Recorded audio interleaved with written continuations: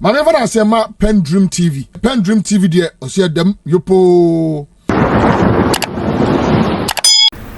This station still remain PENDREAM TV, the only channel that bring you the best and latest updates in politics. If you are new here, please don't forget to subscribe for more videos, like and also share to other members to watch as well. Thank you. Today I want you to join me listening to a hot Okay, and then this one MPP is problem for Ghana. 2025, and I have this opportunity to see the preparations towards the by-election and possibly to see the by-election itself, because there has been a dramatic shift, dramatic philosophical ideological shifts in the New Patriotic Party. And I'm so surprised that it is not being recognized. This is a party which for most of its life, that is if we recognize that it is the inheritor of the United Party tradition, it's a party which for the most part argued vehemently against the one-party system. Vehemently. And said that under all conditions, even when it was clear that the opposition had no muscle, had no relevance and so on, we should continue to promote contest. This is the philosophy of the NPP. Most of their criticisms against the Nkrumah government is anchored on this. Now we are going for a by-election, and what is the argument? The argument is that in some situations, elections promote rancor, bitterness, and so on, division. So elections under some considerations, under some situations, are totally unnecessary. So you select the candidate, you don't elect the candidate. There's a major shift. It's a major fundamental ideological shift which has to be recognized. And after this shift, I would insist that this party owes the CPP and Nkrumah a huge apology. So the bombs which were dropped on school children at Accra Sports Stadium, the havoc which was caused, what was it for? If they, after all these years, will come to admit that under some circumstances, contest for political office and leadership is unnecessary, they should come and explain it to us. So for me, this is the most important lesson of the by-election in Akwatia. Most important lesson is the seismic shift in the ideological position of elements of the United Party. So that one is settled. Because those who argued for the one-party system of government after independence said, look, we've just gained independence. And I'm not saying that I'm in sympathy with that argument. So we've just gained independence. In some of the newly independent countries, there are 50 ethnic groups. They speak 70 languages and so on. We should avoid a situation where the enemies of the national effort to build independent countries would exploit these differences and so on. So let's find a way of building democracy which does not encourage such contexts which can degenerate into tribal conflict and so on. So let's build one-party states. People in the United Party and so on, came together and said, never. Democracy is democracy. Under all circumstances, we must contest for power. Under all circumstances, there should be competition. Selection should never be allowed. Today, 2025, the New Patriotic Party says the primaries, under some circumstances, are not necessary. Let us select a candidate. I'm happy that I'm alive today. I'm exceedingly happy that today I'm alive to hear this from the New Patriotic Party. Now, having said that, I think that Akwatia is important for another reason. And Akwatia is important for another reason because it does appear that some elements in Ghanaian political life are busily and publicly sowing seeds of violence. I've seen people sitting on television saying that Akwatia, we will show them something. We will retaliate for Ablekuma. And so on. Everybody has seen that. And we know who those people are. You understand? So this becomes very important. And becomes important because we have held by-elections in this country which were very, very peaceful. Exceedingly peaceful. So it's not like it's beyond our capacity to organize peaceful elections. We have the capacity to organize peaceful elections if we put ourselves to it. And that is why I want to see a demonstration of that capacity to organize elections which are free, which are fair, and which are also peaceful. My brother, Mr. Philip London, has made a suggestion. I think I support him 100%. No shaking. I mean, what he says makes a lot of sense.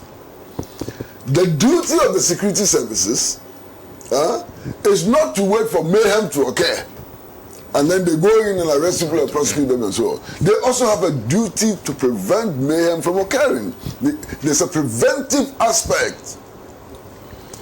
So if there's anybody that all of us have heard on radio, on television, at party functions, saying that they're going to go to Akwatia to foment violence, the police must stop them from going to Akwatia. Why? Why not? The police must take preventive action. They must immediately draw up a list of all those people who have been threatening violence, who are saying that they are going to Akwatia to fight and so on, and prevent them from going to Akwatia. And let's see whether anybody is going to raise issues of human rights and so on. Why? If they go to Akwatia and misbehave, people are likely to die. The people who die would have lost their right to life. And the maxim is that everybody's freedoms and liberty ends where another person's nose begins. So we have to protect the rights to life, the rights to limbs and so on in Akwatia. And in doing so, if it becomes necessary to prevent violence mongers of violence from going to Akwatia for this by-election, we should do it. And I support my brother Philip London 100%. The police must take action to ensure that all those purveyors of violence, purveyors of vile language and so on, are not allowed anywhere in Akwatia. No matter who they are. They may be party executives, they may be party organizers, they may be whatever. Once they told us that the objective in going to Akwatia is to go and fight, to go and kill, to go and maim, to go and retaliate for a Ablekuma by-election, they should be prevented from going to Akwatia to carry out this objective. And I fully support that. Now, if you look at this by-election, you may think that it is not an important election. You may be tempted to think that it's not an important election. To the extent that it doesn't change significantly in any way the balance of forces in Parliament. Whether the New Patriotic Party wins this or it doesn't win, the National Democratic Congress still has 2/3 majority.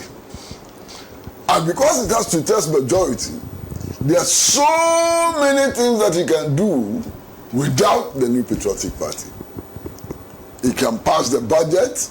It can even amend portions of the Constitution. You understand? Even when it comes to entrenched clauses, it can trigger processes for referendum on entrenched clauses and so on without the New Patriotic Party. So, if you look at it that way, you may want to think that, oh, Akwatia really doesn't matter much, you know. Now, if you look at it from another angle too, the angle that Akwatia is a swing constituency. Sometimes the NPP wins it, sometimes the NDC wins it. So you might think that, oh, no matter who wins it, it's nothing, you know, just the normal thing and so on. There's a temptation to think that way. But you see, you can think in another way, which will compel you to see Akwatia as an important elections. If you watch the behavior of the minority in parliament, if you listen to the way they carry themselves and argue and so on, you may sit back and say that, look, for whatever it is worth, let them go to Akwatia and lose heavily and see whether they will learn a lesson from it. You understand what I'm saying? Let them go to Akwatia. Let them lose so drastically and dramatically and so on, and see whether they will learn a lesson from it. Because I think the minority in parliament ought to start learning important lessons. They are not learning anything.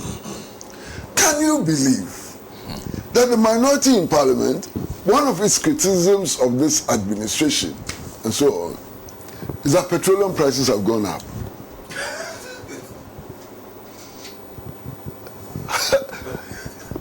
Petroleum prices have gone up. You left office at the time when, is it a liter or so, was 17 cedis 7 months ago. Now it's about 11 cedis or so, and you are complaining that petroleum prices have gone up.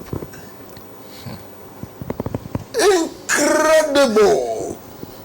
Completely incredible. I can't believe it. Look, the other time, I heard one person from the minority side, and I felt so sad.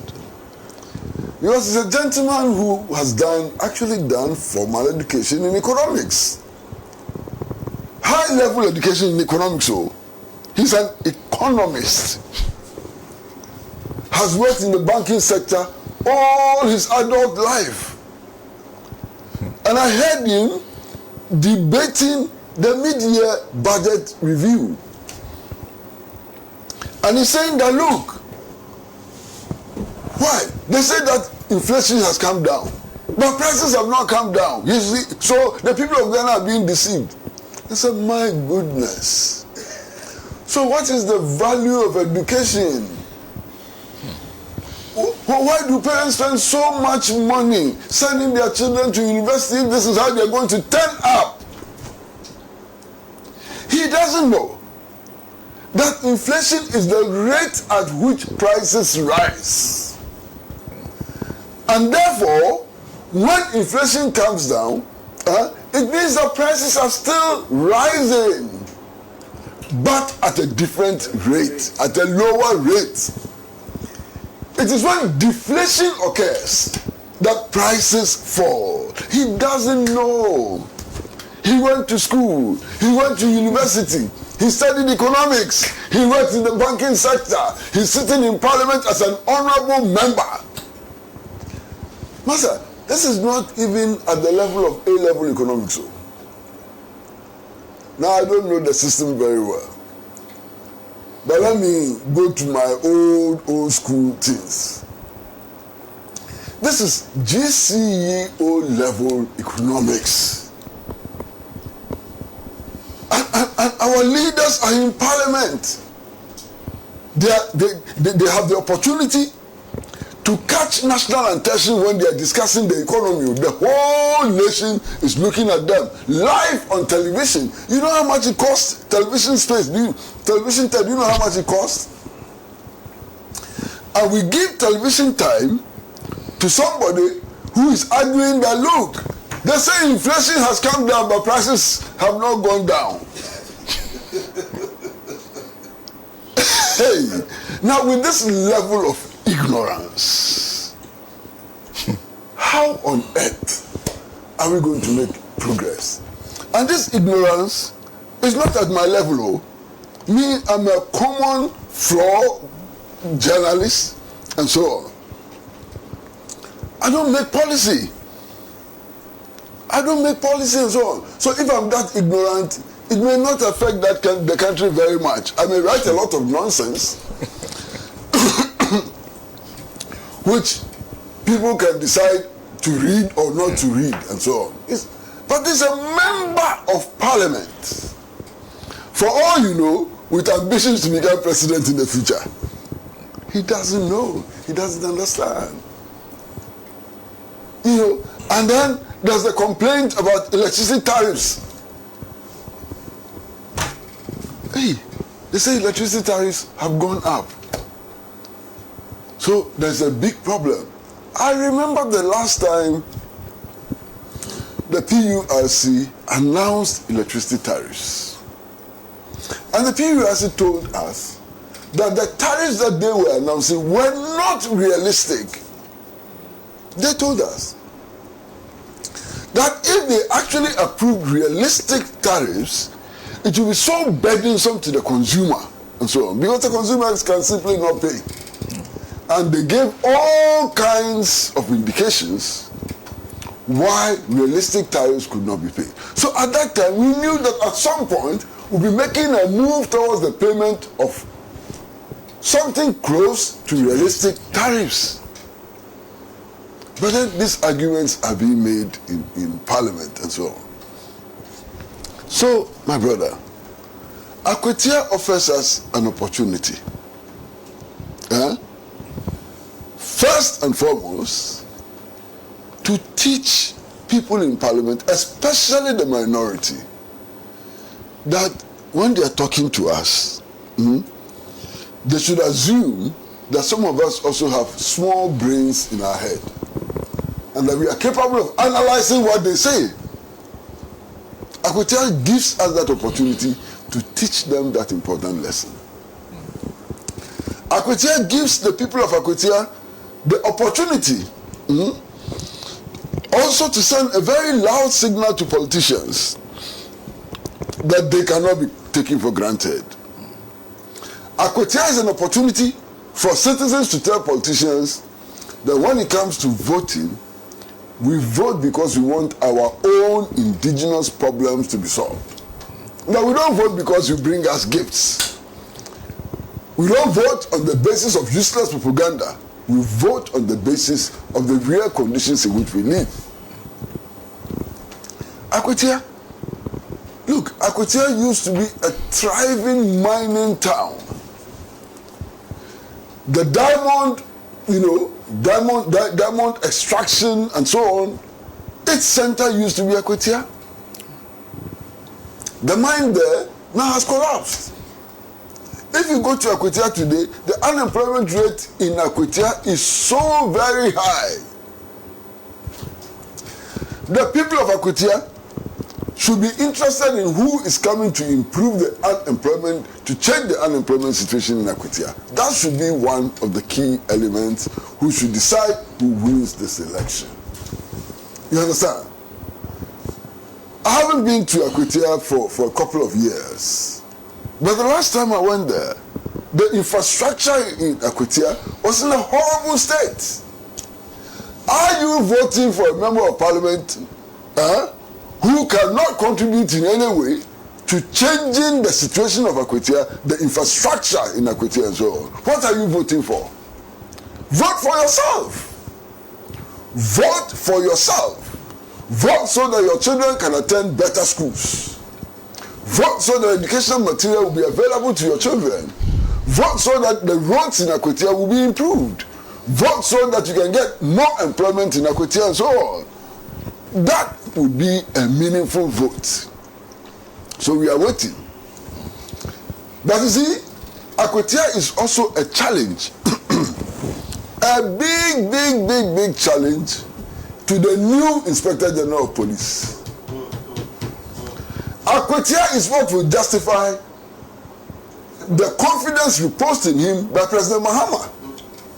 If he fails in Akwatia, he would have failed the appointing authorities. He would have sent a very clear signal to the world that John Mahama made a mistake in appointing him.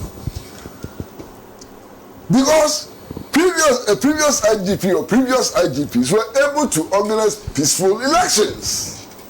So if he has taken the mantle, we are looking at him. I was going to speak some old Latin that I knew, but I'm not so sure that it will be correct Latin. And with Alaji Inus Afuseni around here, you don't attempt. So I've withdrawn my Latin. My Latin. You know, I was going to say with the Bimus. With the Bimus. But I'm not so sure that it's correct Latin, so I've withdrawn. You know, when you have master sitting with you, you better behave yourself and watch your mouth. I'm watching my mouth. I've withdrawn with the Bimus. We are waiting anxiously. We are waiting. We want to see what this new IGP will do. Master, I finish. Thank you very much. And the example he was talking about is actually Asin North. Yes, Asin North. Because it was proven, because that was quite a highly contested election.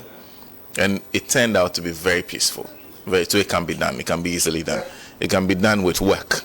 You see, we have so many elections and by-elections. It is the unfortunate ones that we have. We forget all the other ones that were peaceful. Yeah. Anyway, a few comments coming from those who are joining us on through our various platforms. This one is from Adam Kola. Says, great Uncle Pratt for me, my brother. I hope the by-election will be peaceful, because we are hearing from MPP supporters security must take the arrangements very seriously to protect lives and properties. Thank you very much for that comment. There's also this one says, Afenyo Makins and the MPP boycotted the budget but hurriedly joined the vetting committee, realizing there was there was money in it. This one says, Mahama, so far so good, but the area will score him 0. His failure to imprison even one of the did he say old appointees. Some chiefs are pleading seriously with Mahama not to deal with these people, corrupt people, but we also soon mention that's the this one is from Albert and Adenta. It was after a by-election at Akwatia that the then candidate Kufuor says Akwatia. No, that was Itiwa. That one was Itiwa. The comment was about Itiwa, not Akwatia.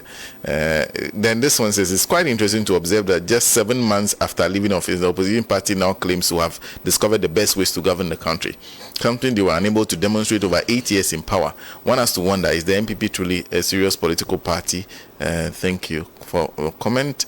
There's also any attempt by the MPP supporters to create mayhem and Akwatia should be aware that where there are strong men, they are the strongest who are capable of seeing to it that peaceful elections are held.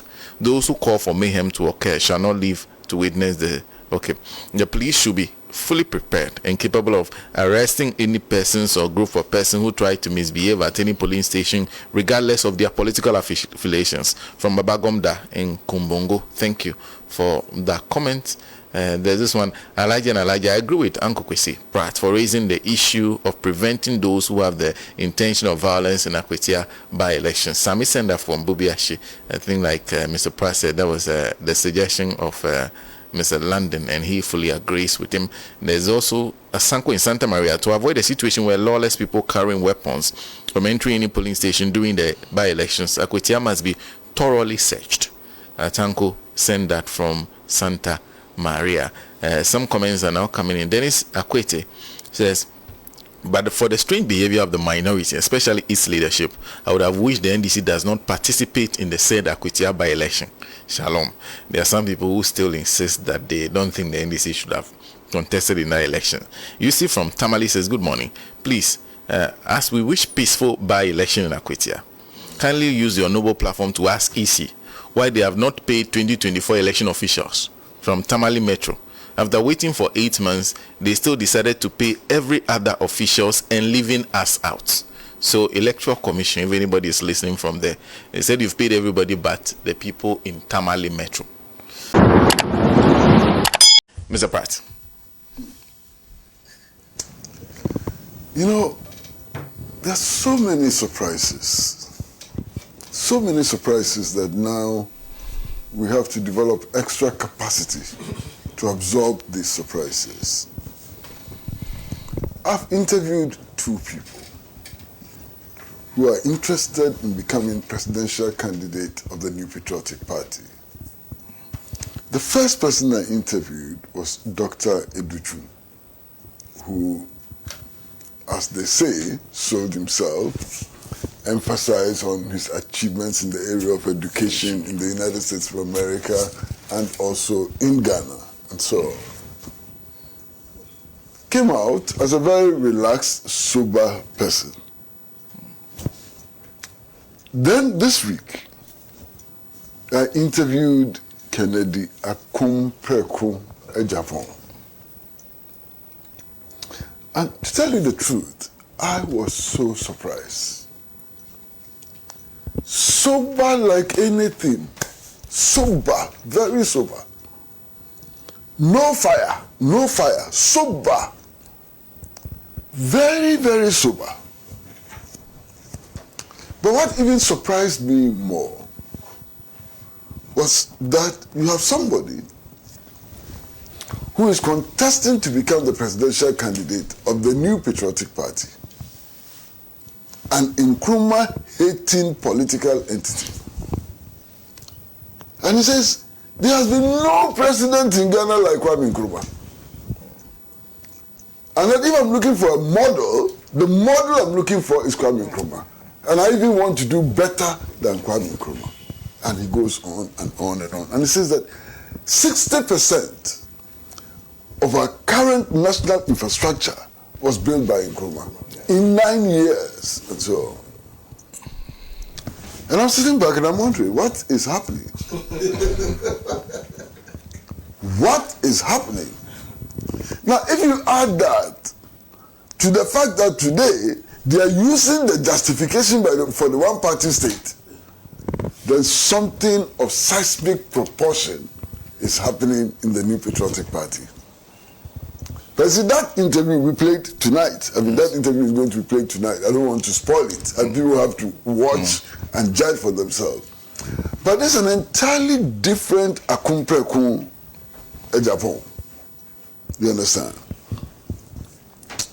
Now, there's so many strange things. You don't know where to start and where to end. The process of opening nomination is campaigning by itself. Yeah. When you open nomination, what are you saying? You are saying that some people should come and declare their preference. It is campaigning. So to open nomination and say don't campaign is very strange. You know, I don't understand it. But they have opened nominations and they have said don't campaign. So why open nomination? Why don't you open nomination at a time when people are free to campaign? So opening the nomination, what are you expecting them to do? Because these candidates have to go around and get people to endorse their forms. That's the process of campaigning. Because they don't campaign. Bring down 600,000, but don't campaign. So sometimes you doubt, you doubt really the mental quality of decisions that are made. Yes. You really doubt it. Walking contradiction. And then you are fully aware of the difficulties that the party went through given what happened in the last elections and so on, they are fully aware. The party executives know. The party elders know. And the same things are happening right now. I don't think they know. Why? Former municipal and district chief executives are trooping to one candidate's house to go and pledge allegiance. They say 60 MPs are trooping to one candidate's house to go and pledge allegiance. So the other candidates, how can they be comfortable that this system is going to be fair? This is the problem they had in the last day. They haven't learned their lessons. They haven't learned any lesson. You organize a national conference and then you allow one candidate out of many, now we still don't know the number, but out of many, to use the conference for his moral boosting, whatever. He's supposed to give a speech and he comes hand in hand with his wife as if they are just coming out of a wedding parade. And you don't see anything wrong with it. Other candidates are prevented from also gingering the delegates and so on. And then, you know, when you raise these issues, they say, but the candidate who was allowed to do all that was the last presidential candidate. In fact, he won the last presidential race and therefore is entitled. And Master, when they say this, I'm completely dazed. Because these are the same people who say that even when you lose elections, you can go around and organize thank you tours. They as a party, they went around and organized a thank you tour when they had lost elections. So why can't the other candidates in that presidential race who lost the primaries go and thank those who didn't vote for them like they did at the national level?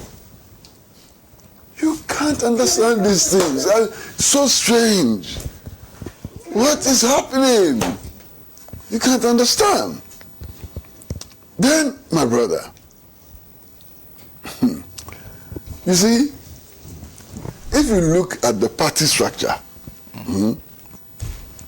even a casual reading of the party constitution says that the national conference of the party is the highest decision-making organ of the party. That's what they say. But you see, they are going to a national conference to amend the constitution and so on. And then they say, before the conference, that as for the decision about when to hold primaries, it lies solely with the National Council and not the National Conference. Why? So now, the National Council takes precedent over conference. At least when it comes to the matter of the determination of dates for primaries. How can you do that? Who is the superior authority? So the conference was not allowed to review this top-down approach to the election of a presidential candidate. It was not allowed at all. It was not a matter before them. They ruled before the conference that would not be discussed. So National Conference has become subordinate to the National Council. I mean, and there's a party which claims that its firm belief is in the rule of law and so on. Unbelievable. I can't believe it. But that's what is happening. You know, now we know about so many people who are going to contest or intend to contest this flag bearership. We know. And today I'm seeing, you know, so many names. Dr. Mahmoud Bawumia, Kennedy Akompre Japan, Brian Achampong, Boachie Jako, Kwabene Japan, Adai Nimo, and there will be more. You understand? Now, all of these people are being asked to cough 600,000 cedis. And that is not all.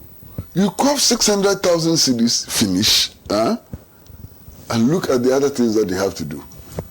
I mean, there's one billboard of Dr. Educhum. I don't know if you have seen it. Wow! Billboard be what? Master, it is huge, Papa. What is this?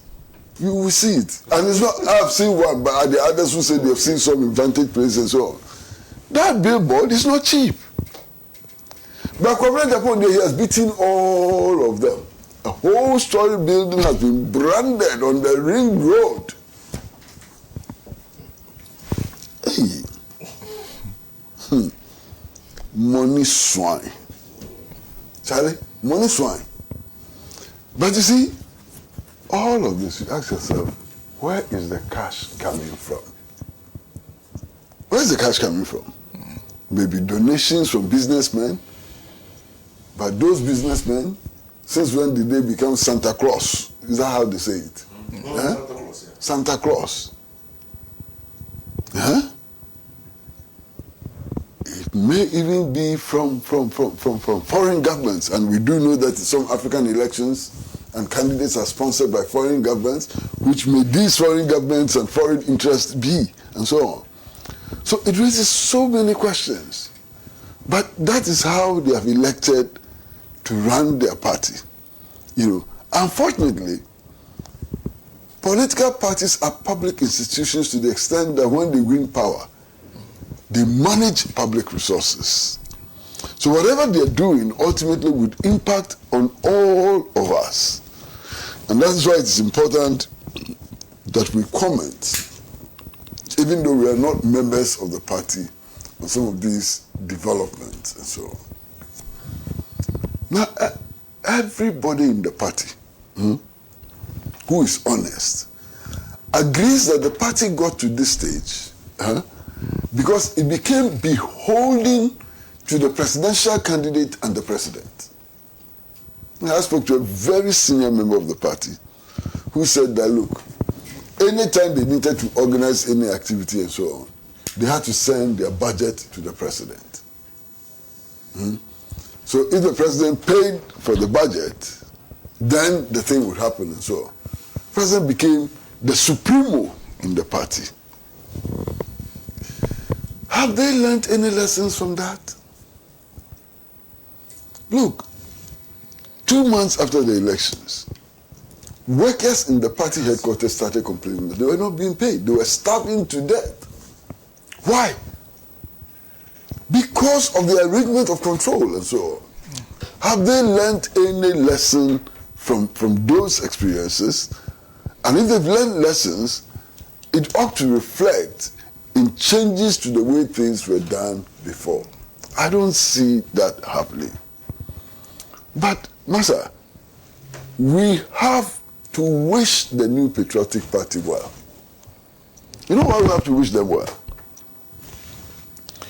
We have to wish them well because some force is needed to hold the government accountable.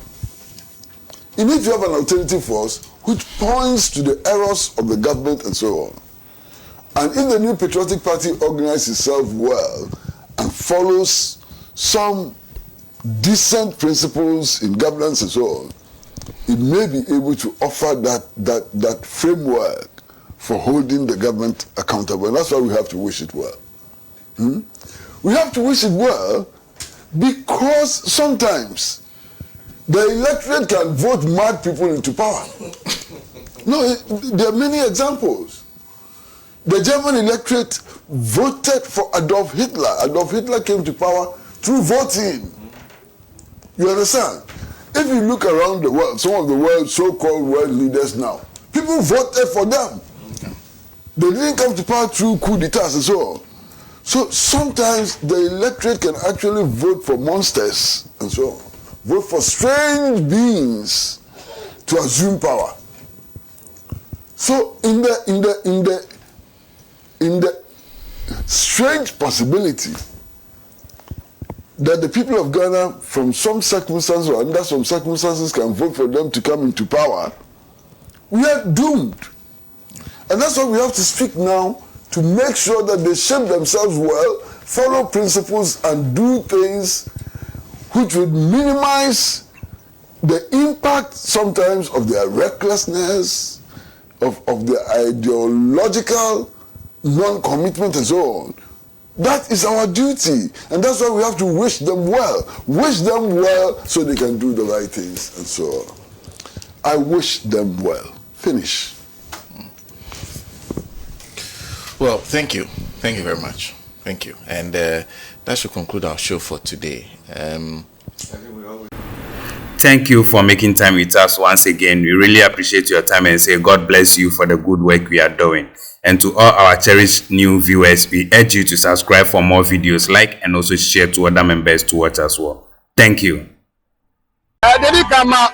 PENDREAM TV. Now, so far so good.